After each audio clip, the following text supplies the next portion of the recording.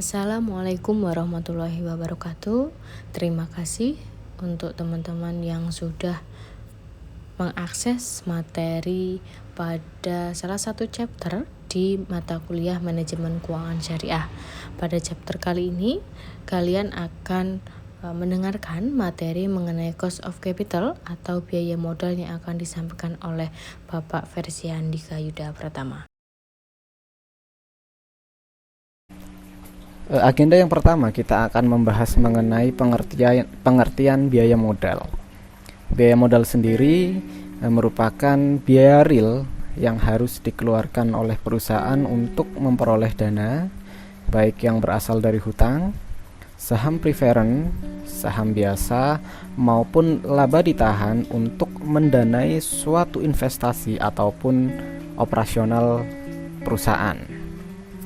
Jadi, dengan kata lain, biaya modal ini merupakan biaya yang ditanggung atau dibebankan kepada perusahaan sehubungan dengan penggunaan modal tertentu. Kita sudah belajar terkait struktur modal di pertemuan sebelumnya, di mana modal-modal sendiri itu bisa berasal dari internal maupun dari eksternal, berasal dari modal sendiri maupun dari pihak luar. Dan apabila kita meminjam atau menggunakan modal yang berasal dari hutang atau dari pihak eksternal, biasanya hutang-hutang modal yang berasal dari hutang-hutang, misalkan hutang perbankan dan sebagainya, itu akan dikenakan bunga. Nah, bunga ini merupakan salah satu komponen yang akan kita hitung sebagai komponen biaya modal. Oke, biasanya besarnya biaya modal karena hutang dianggap sebagai sebagian orang sebesar tingkat bunga yang ditetapkan. Akan tetapi pada kenyataannya biasanya jumlah uang yang kita terima, yang diterima, lebih kecil dibandingkan nominalnya. Hal ini dikarenakan ada beberapa biaya-biaya tambahan seperti biaya administrasi dan lain sebagainya.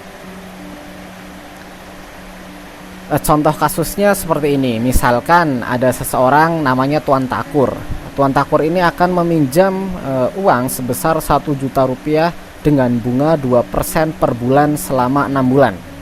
Jadi jangka waktunya selama 6 bulan. Biaya administrasi dan biaya lainnya adalah Rp50.000.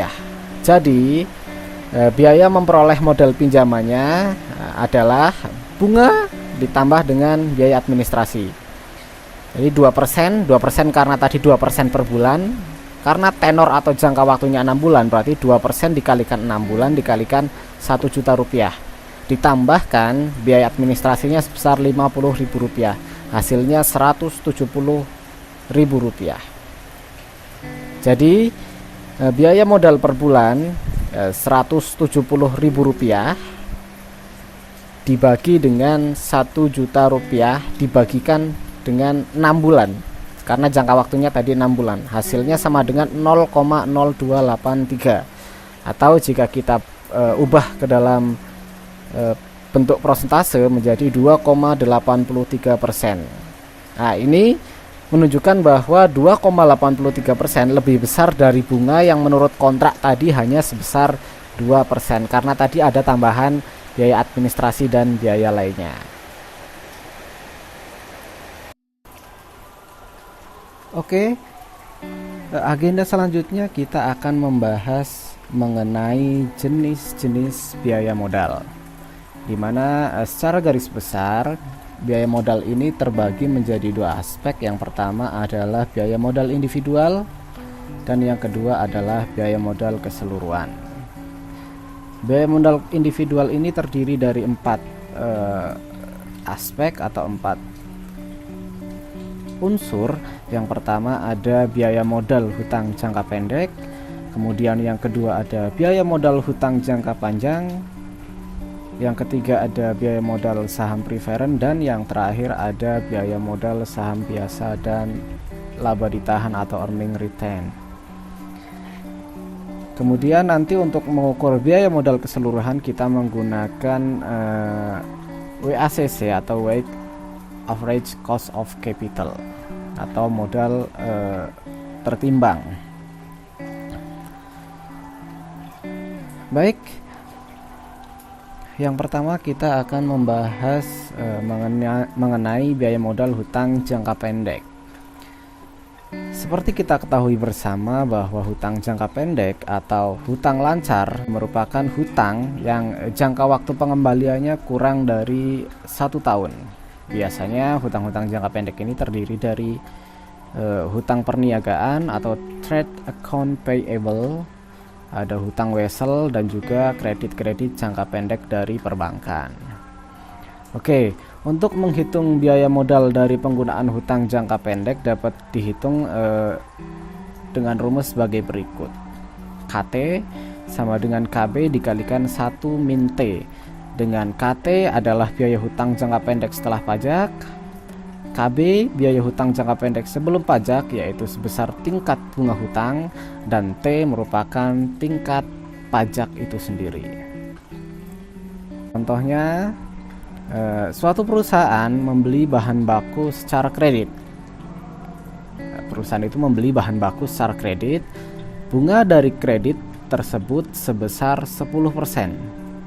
Tingkat pajak penghasilan atau tax rate 40%, hitunglah besarnya biaya hutang setelah pajak. Oke. Berdasarkan rumus tadi, KT sama dengan KB dikalikan 1 min T. KB atau biaya hutang sebelum pajak atau tingkat suku bunganya ya berarti ya, itu sebesar 10% atau 0,1 jika diubah menjadi pecahan desimal. Dikalikan 1 min T. T tadi adalah tax rate. Tax rate-nya 40% atau 0,4. Jadi 0,1 dikalikan 1 min 0,4 hasilnya 0,06, atau bila kita jadikan bentuk persentase menjadi 6%. Jadi besarnya biaya hutang yang dibebankan kepada perusahaan tersebut sebesar 6%. Kemudian biaya modal individual yang kedua adalah biaya modal hutang jangka panjang. Pada dasarnya, biaya penggunaan hutang jangka panjang atau cost of debt yang biasanya berasal dari obligasi atau cost of bond dapat dihitung dengan menggunakan cara seperti perhitungan tingkat pendapatan investasi dalam obligasi, yaitu dengan rumus atau dengan menggunakan metode singkat dan dengan menggunakan metode present value. Akan kita bahas satu persatu. Contohnya seperti ini ya, PT Rindu Menanti mengeluarkan obligasi dengan nominal per lembarnya adalah Rp25.000 yang mempunyai umur 10 tahun, umur ekonomisnya 10 tahun. Hasil penjualan obligasi neto yang diterima oleh perusahaan sebesar Rp24.250. Bunga atau kupon obligasi per tahun sebesar 4% dan tingkat pajak sebesar 30%. Berapakah besarnya biaya modal obligasi tersebut? Oke, tadi sudah dijelaskan bahwa ada 2 metode untuk menghitung biaya modal hutang jangka panjang. Yang pertama adalah metode singkat atau rumus singkat. Metode singkat yaitu menggunakan rumus KD sama dengan 1 plus N min NB per N kecil dibagi NB plus N besar dibagi per 2, di mana I merupakan bunga hutang jangka panjang atau obligasi 1 tahun dalam rupiah, kemudian N merupakan harga nominal obligasi, NB merupakan nilai bersih penjualan obligasi, dan N kecil merupakan umur obligasi. Contohnya seperti yang sudah saya paparkan di depan tadi ya.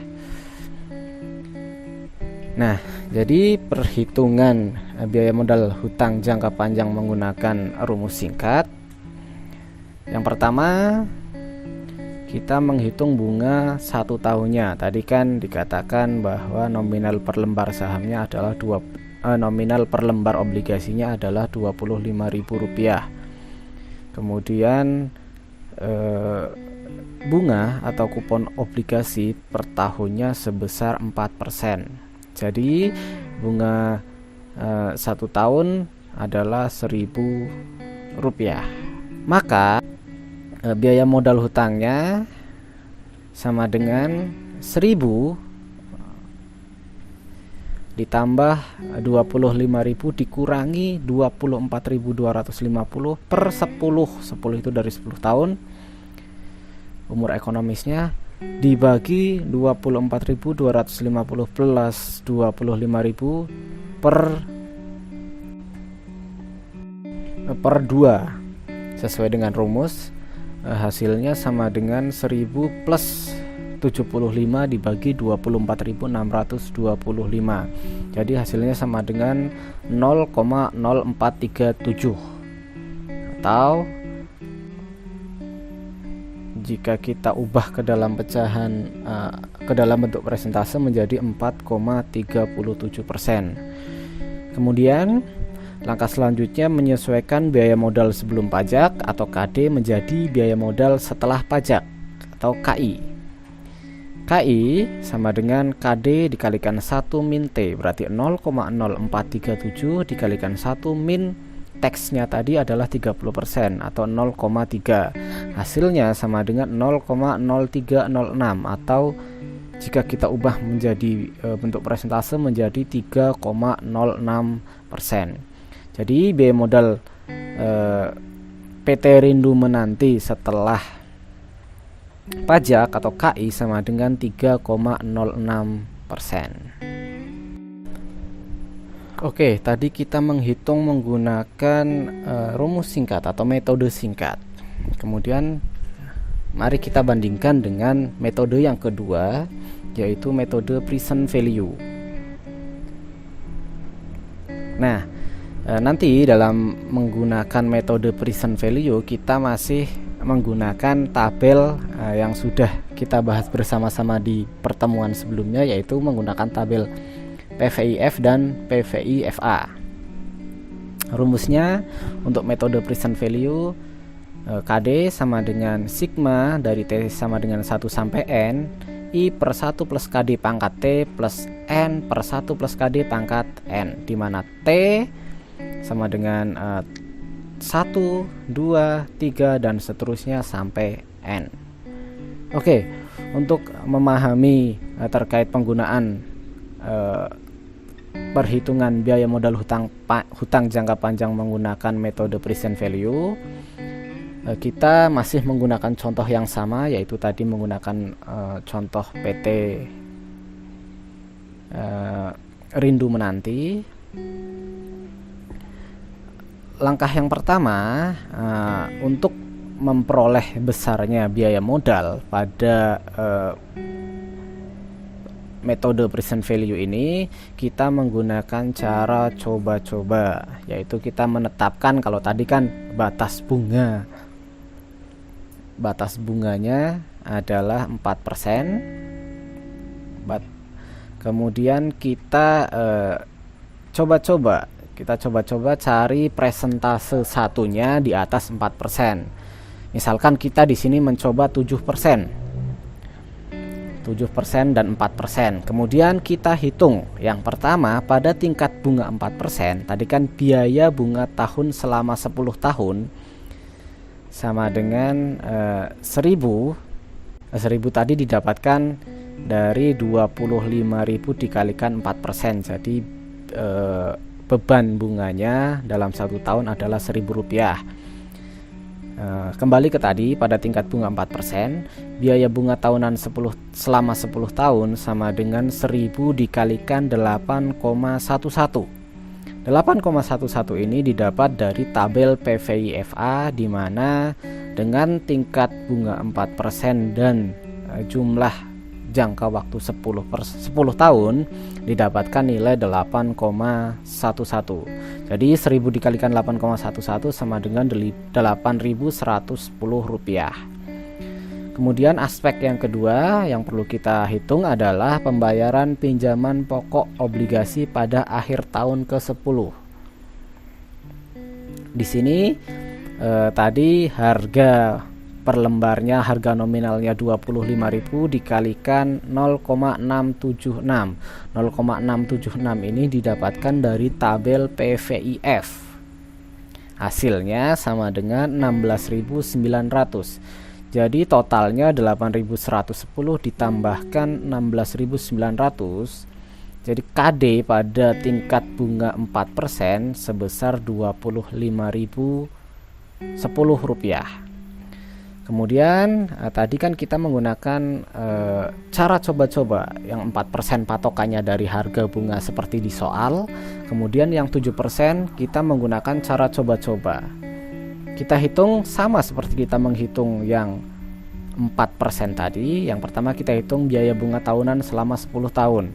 Sama, biaya bunganya 1000 dikalikan 7,024. 7,024 ini diperoleh dari tabel PVIFA. Caranya sama seperti pada tingkat bunga 4%. Hasilnya 1000 dikalikan 7,024, hasilnya 7024. Kemudian pembayaran pinjaman pokok obligasi pada akhir tahun ke-10 pada tingkat suku bunga 7%, hasilnya sama dengan 25.000 dikalikan 0,508. 0,508 ini diperoleh dari tabel PVIF. Hasilnya sama dengan 12.700. Jadi KD atau biaya modal pada tingkat bunga 7% sebesar 7.024 ditambahkan 12.700 rupiah sama dengan 19.724 rupiah. Selanjutnya, setelah kita mengetahui atau memperoleh besaran nilai dari biaya modal atau KD tersebut, kita melakukan interpolasi antara bunga 4% dengan bunga 7% yang coba-coba tadi. Nah, pada bunga 4%, present value outflow-nya tadi kan 25.010. PVO outflow ini didapat dari nilai KD tadi. Kemudian PV inflows itu sama seperti di soal, bahwasanya hasil penjualan obligasi netonya itu 24.250. PV inflows baik di 4% maupun 7% nanti hasilnya sama dengan 24.250 rupiah. Kemudian PV outflows pada bunga 7% sebesar 19.724. NPV ini merupakan selisih antara PV outflow dikurangi PV inflows. Hasilnya pada tingkat bunga 4% NPV-nya sama dengan 760. Sementara pada tingkat bunga 7% hasilnya sama dengan 4.526. Nah, kita hitung selisihnya selisih antara 4 dan 7 berarti kan 3%. Kemudian selisih antara PV outflow-nya 5.286 dan NPV-nya pun sama 5.286. Kemudian dengan menggunakan rumus interpolasi didapatkan nilai KD sama dengan 4%. 4% adalah tingkat suku bunganya ditambahkan nilai dari NPV 4% 760 dibagikan selisihnya 5.286 dikalikan selisih bunganya yaitu 3%. Hasilnya didapat 4% ditambahkan dengan hasil perhitungan tadi 0,43%. Hasilnya sama dengan 4,43%. Nah, 4,43% ini biaya obligasi sebelum pajak atau KD. Maka kita perlu menghitung biaya obligasi setelah pajak atau KI. Hasilnya sama dengan 4,43% dikalikan 1 min 0,3. Selisihnya 0,3. Hasilnya sama dengan 3,10.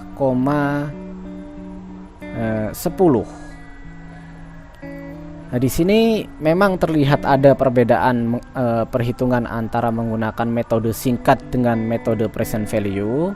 Di mana tadi menggunakan metode singkat hasilnya sebesar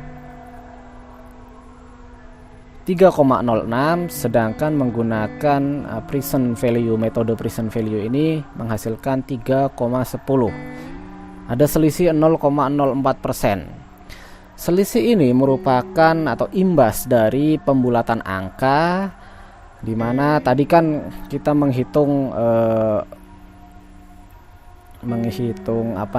rumus interpolasi ini menggunakan beberapa pembulatan sehingga mengakibatkan adanya perbedaan-perbedaan tersebut. Tapi ini masih dalam bentuk yang wajar.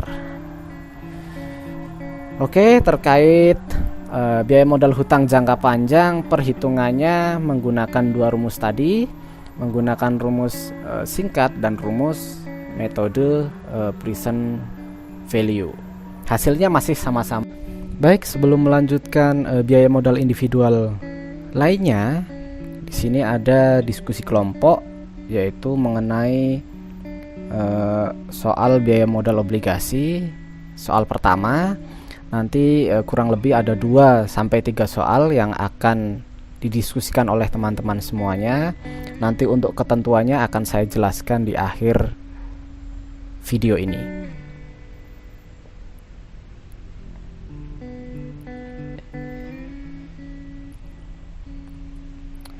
Oke, yang ketiga yaitu mengenai biaya modal saham preferen atau preferen stock. Saham preferen itu apa sih? Namanya juga preferen khusus. Artinya bahwasanya saham ini memiliki tambahan hak melebihi common stock, melebihi saham biasa. Pada saham preferen, dividen yang dibayarkan itu dividen fix atau pasti atau tetap. Dan juga pada saham preferen juga pada saat terjadi likuidasi aset, maka saham preferen itu saham pertama yang akan dibayarkan terlebih dahulu dibandingkan saham biasa. Jadi saham ini memiliki saham saham ini merupakan kriteria saham khusus dibandingkan dengan saham biasa atau common stock. Nah, kemudian biaya modal pada saham preferen itu bagaimana? Biaya modal saham preferen adalah biaya real yang harus dibayarkan jika perusahaan menggunakan dana dengan menjual saham preferen atau preferen stock. Biaya modal saham preferen disimbolkan dengan KP, di mana KP ini sendiri diperhitungkan sebesar tingkat keuntungan yang diisyaratkan oleh investor atau pemegang saham preferen. Artinya bahwa tingkat keuntungan yang diharapkan oleh investor merupakan biaya yang harus dikeluarkan atau ditanggung oleh perusahaan. Nah, biaya modal saham preferen mempunyai sifat campuran antara hutang dan saham biasa. Mempunyai sifat hutang karena saham preferen mengandung kewajiban tetap untuk memberikan pembayaran dividen secara periodik. Seperti yang saya jelaskan tadi, bahwasanya pada saham preferen pembayaran dividennya itu bersifat fix, berbeda dengan saham biasa yang tidak menentu. Kemudian selain mempunyai sifat hutang, saham preferen juga memiliki sifat seperti saham biasa, karena saham preferen merupakan bukti kepemilikan perusahaan yang mengeluarkan saham preferen tersebut. Jadi sifatnya sama seperti saham biasa, cuma saham preferen ini mempunyai keistimewaan tertentu seperti tadi dalam likuidasi aset dan juga dalam pembayaran dividennya. Nah, biaya modal penggunaan saham preferen dihitung dengan membagi dividen per lembar saham preferen dengan harga saham preferen saat ini. DP dibagi PO. Oke, KP, rumusnya KP sama dengan DP per PO, di mana KP sama dengan biaya saham preferen, DP dividen saham preferen, dan PO merupakan harga saham preferen saat penjualan. Nah, kemudian apabila ada biaya penerbitan saham atau floation cost, maka biaya modal saham preferen dihitung atas dasar penerimaan kas bersih yang diterima atau P-net. KP sama dengan DP dibagi P-net. Contohnya, misalkan PT TikTok menjual saham preferen dengan nominal Rp15.000. Harga jual saham preferen sebesar Rp18.900. Dividen tiap tahun sebesar Rp1.500, di mana dalam menerbitkan saham preferen ini PT TikTok mengeluarkan biaya penerbitan saham atau valuation cost per lembarnya sebesar Rp150. Jadi biaya saham preferennya dihitung dengan 1.500 itu tadi dividennya dibagi 8.900 itu merupakan harga jualnya dikurangi 150 tadi merupakan biaya penerbitan sahamnya. Hasilnya sama dengan 0,08 atau 8%.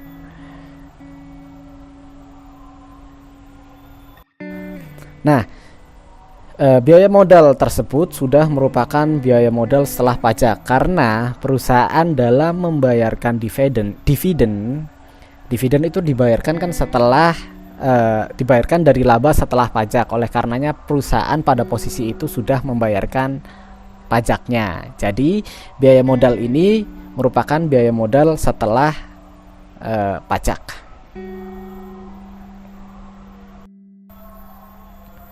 Selanjutnya biaya modal individual yang terakhir atau yang keempat adalah biaya modal saham biasa atau common stock dan laba ditahan atau earning retain. Biaya modal saham biasa dan laba ditahan atau biasa kita sebut dengan biaya modal sendiri, cost of equity, biaya ekuitas, disimbolkan dengan KE, merupakan biaya yang dikeluarkan oleh perusahaan yang memperoleh dana dengan menjual saham biasa ataupun menggunakan laba ditahan untuk investasi. Nah, kalau saham biasa saya yakin atau saya rasa rekan-rekan sudah tahu semuanya saham. Kemudian terkait dengan laba ditahan di sini merupakan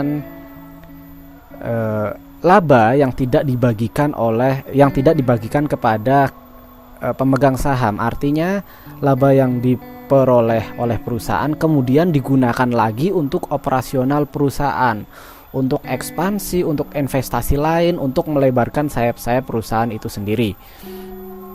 Nah, untuk menghitung biaya ekuitas atau biaya modal saham biasa dan laba ditahan digunakan ada dua model pendekatan. Yang pertama adalah pendekatan model diskonto dividen atau dividend discount model.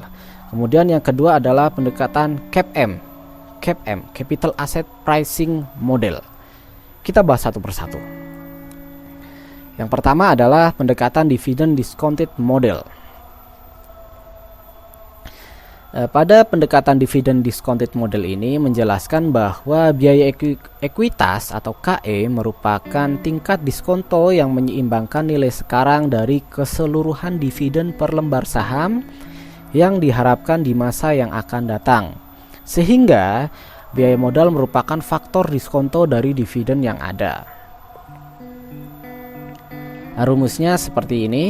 PO sama dengan D1 per 1 plus KE pangkat 1 sampai D tak terhingga per 1 plus KE pangkat tak terhingga, atau PO sama dengan sigma T sama dengan 1 sampai tak terhingga DT dibagi 1 plus KE pangkat T, di mana PO merupakan harga pasar saham biasa, DT dividen yang diterima untuk periode T, KE merupakan tingkat keuntungan yang disyaratkan oleh investor.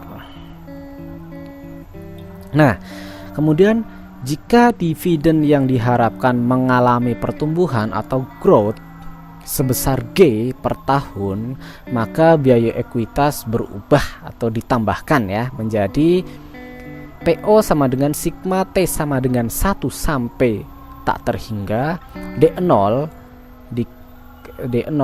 dikalikan 1 plus G pangkat T dibagi 1 plus KE pangkat T.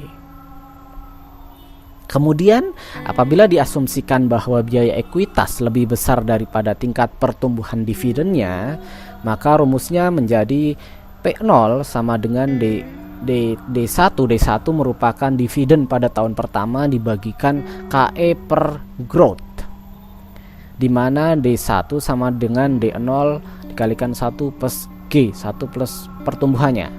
Sehingga rumus biaya ekuitasnya menjadi KE sama dengan D1 per P0 ditambahkan growth,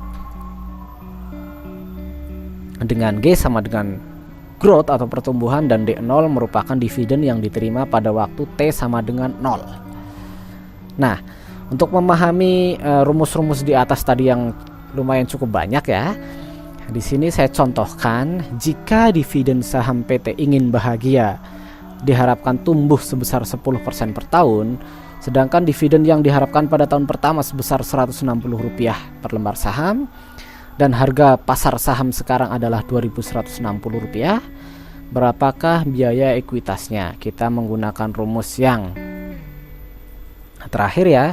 Biaya ekuitasnya sama dengan D1 dibagikan P0 ditambahkan P0 atau PO plus growth-nya. Berarti 160 dibagi 2160 ditambahkan growth-nya tadi 10%. Hasilnya 0,074 ditambahkan 10%. 0,074 itu 7,4% ditambahkan 10%, hasilnya sama dengan 17,4%. Jadi biaya ekuitas PT Ingin Bahagia tersebut sebesar 17,4%.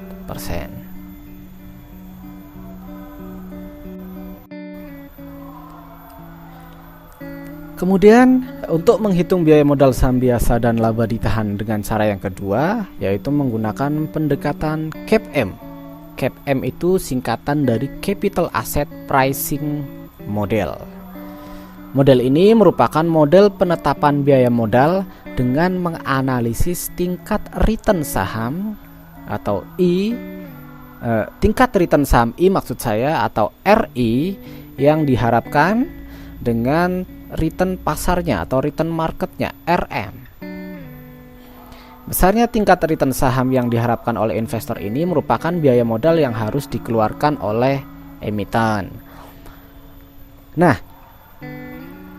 model CAPM ini dipengaruhi oleh 3 faktor, yaitu yang pertama besarnya beta bunga bebas risiko atau risk free rate RF. Kemudian yang kedua, risiko sistematis yang ditujukan oleh koefisien beta itu sendiri, dan yang ketiga premium risiko pasar yang ditujukan oleh selisih antara return pasar dengan return saham RM dikurangi RI. Nah, rumus untuk mencari return saham I atau RI dengan model CAPM adalah sebagai berikut. RI sama dengan RF ditambah RM min RF dikalikan beta I, di mana RI merupakan tingkat return saham yang diharapkan atau return ekspektasian, return yang diharapkan. RF merupakan return bebas risiko, free risk rate. Kemudian RM merupakan return portofolio yang diharapkan, dan beta I merupakan koefisien. Nah, di sini apabila beta sama dengan 1, artinya suatu saham memiliki standar deviasi atau resiko, karena salah satu penghitungan resiko itu berdasarkan standar deviasi. Artinya bahwa resiko sama dengan resiko rata-rata pasar. Kemudian saham atau sekuritas dengan koefisien beta setengah, berarti sekuritas itu akan berubah sebesar setengah dari risiko pasar, sehingga harga pasar sekuritas akan cenderung bergerak setengah kali perubahan pasarnya. Kemudian sekuritas atau emiten dengan koefisien beta lebih besar dari 1 akan memberikan tingkat keuntungan lebih besar dari rata-rata pasar bila kondisi pasar itu membaik. Nah, contohnya untuk perhitungan tingkat return saham yang diharapkan atau RI, contohnya sebuah perusahaan melakukan investasi pada saham Anu. Jadi ada perusahaan yang ingin menginvestasikan dananya di PT Anu dengan mengharapkan tingkat keuntungan sebesar 15% dan tingkat keuntungan bebas risiko sebesar 10%. Dari data selama 10 tahun diketahui bahwa nilai beta adalah 1,25. Hitunglah return saham Anu yang juga merupakan biaya modal ekuitas perusahaan tersebut. Jadi return saham Anu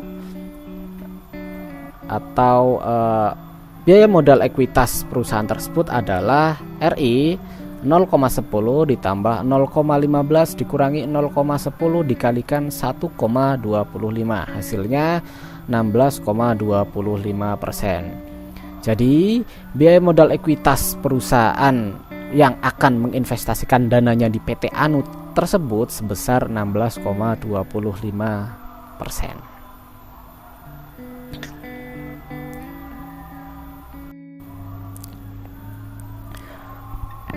Oke, tadi selain ada biaya modal individu, ada juga biaya modal keseluruhan.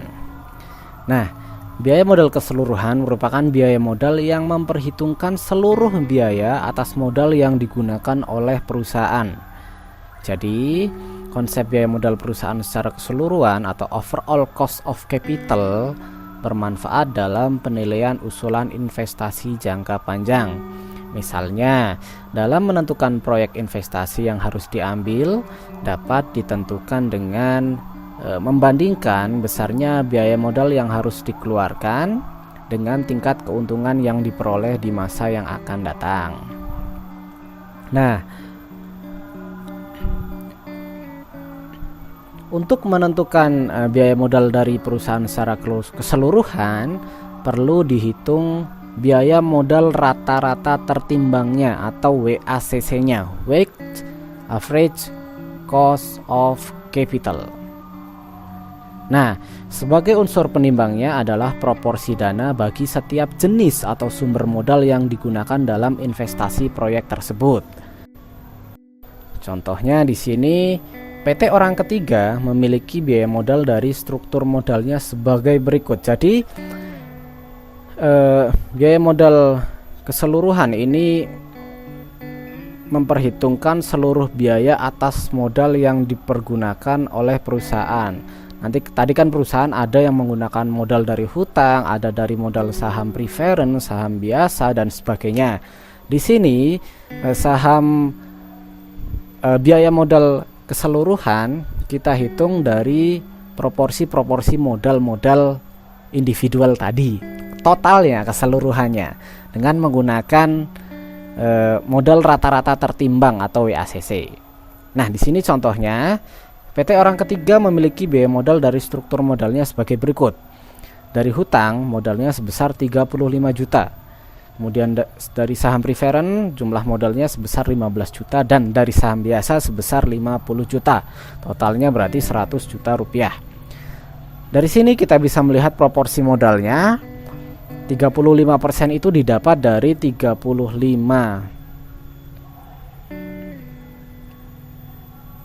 juta dibagi 100 juta. 100 juta itu dari totalnya keseluruhan tiga unsur tersebut, dari hutang, saham preference dan saham biasa. 15% juga sama, dari 15 juta dibagi 100 juta, dan 50% juga didapat dari 50 juta dibagi 100 juta. Nah, di sini misalkan biaya modalnya itu untuk hutang itu 7%, kemudian untuk saham preference itu 9% dan untuk saham biasa adalah 15%. Jika tingkat pajak sebesar 40%, berapa biaya modal rata-rata tertimbangnya? Langkah pertama adalah melakukan penyesuaian atas biaya modal hutang dengan tingkat pajaknya, yaitu biaya modal hutang setelah pajak berarti kan 7% dikalikan 1 min 0,40. 0,40 itu didapat dari 40% pajaknya. Hasilnya sama dengan 0,042 atau jika dijadikan ke dalam persentase menjadi 4,2%. Jadi di sini kita sesuaikan biaya modal hutang dengan tingkat pajaknya terlebih dahulu. Kemudian biaya modal yang lainnya tidak perlu kita sesuaikan karena saham preferen dan saham biasa itu merupakan modal yang berasal dari internal perusahaan. Nah, ada dua cara yang bisa kita gunakan untuk menghitung WACC. Yang pertama, cara pertama, biaya modal rata-rata tertimbang dapat dicari dengan mengalihkan biaya modal individu dengan proporsi masing-masing modalnya. Nah, tadi sudah kita cari biaya modalnya yang hutang awalnya 7%. Setelah kita sesuaikan dengan tingkat pajaknya, karena hutang kan pasti kita harus membayar pajak, ya kan? Hutang ada pajak, ada bunganya. Sebesar setelah dari 7% kita sesuaikan dengan tingkat pajaknya menjadi 4,2%. Kemudian saham preferen dan saham biasa masih sama 9% dan 15%. Proporsinya sesuai dengan yang di soal tadi. Kemudian biaya tertimbangnya adalah pengalian antara biaya modal dengan proporsi modalnya. Jadi biaya tertimbang pada jenis modal hutang adalah 4,2% dikalikan 35%, hasilnya 1,47%. Kemudian pada saham preferen biaya tertimbangnya 9% dikalikan 15%, hasilnya 1,35%. Dan biaya tertimbang pada saham biasa 15% dikalikan 50%, hasilnya 7,50%. Sehingga jumlah biaya tertimbangnya sama dengan 10,32%. Nah, kemudian ada cara lain yaitu cara yang kedua. Kita dapat mencari biaya modal rata-rata tertimbang dengan mengalihkan jumlah tiap jenis modal dengan biaya modal individualnya. Hasilnya kemudian dijumlah dan dibagi dengan jumlah modal keseluruhan dikalikan 100%. Jadi di sini kita melihat dari aspek jumlah biaya yang dikeluarkan atau jumlah biaya modalnya dari tiap-tiap unsur. Dari hutang tadi seperti di soal jumlahnya adalah 35 juta, saham preferen 15 juta, saham biasa adalah 50 juta. Jadi totalnya yang bertanda merah 100 juta rupiah. Proporsi modalnya sama. Untuk proporsi modal hutang sudah disesuaikan dengan tingkat pajaknya 4,2%, saham preferen 9% dan saham biasa 15%. Nah, jadi biaya modalnya merupakan perkalian antara biaya dengan proporsi modalnya. 35 juta dikalikan 42 juta, hasilnya 1.470.000. Kemudian saham preferen 15 juta dikalikan 9%, hasilnya 1.350.000. Dan saham biasa 50 juta dikalikan 15%, hasilnya 7.500.000 rupiah. Jadi total biaya modal dari ketiga unsur pembiayaan atau modal tersebut sebesar 10.320.000 rupiah. Jadi biaya modal rata-rata atau WACC dibagikan dari 10.320.000 rupiah dibagikan total biayanya 100 juta rupiah dikalikan 100%, hasilnya sama 10,32%. Jadi di sini antara cara 1 dan cara 2 hasilnya sama, yaitu 10,32%. Nah, itu tadi terkait chapter ke-7 mengenai biaya modal atau cost of capital. Sebelum saya akhiri pertemuan pada hari ini, seperti yang sudah saya jelaskan tadi, bahwasanya pada pertemuan kali ini nanti rekan-rekan semua akan melakukan diskusi kelompok. Ketentuannya yang pertama, setiap kelompok nanti terdiri dari 4 sampai 5 mahasiswa. Untuk anggota kelompok silahkan bisa ditentukan sendiri atau nanti bisa ditentukan oleh komting atau koordinator kelas. Kemudian ketentuan yang kedua, setiap kelompok memberikan hasil diskusinya dan pengerjaannya paling lambat 5 hari setelah pelaksanaan